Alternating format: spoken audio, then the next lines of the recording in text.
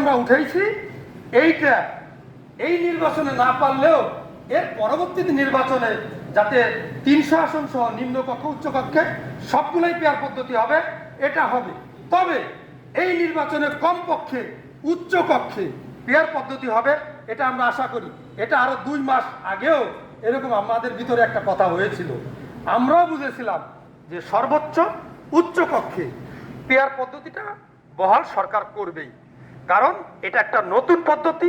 এই পদ্ধতি সম্পর্কে অনেকেই অনেক সময় একটু বিভ্রান্তিতে থাকে, যে কারণে নিম্নকক্ষ না হয়ে অবশ্যই উচ্চকক্ষে পেয়ার পদ্ধতিটা থাকবে। এটা আমরা সব সময় আশা করেছিলাম এবং আমাদের আশার সাথে এই পেয়ার পদ্ধতির উচ্চকক্ষেটা মিলে গেছে।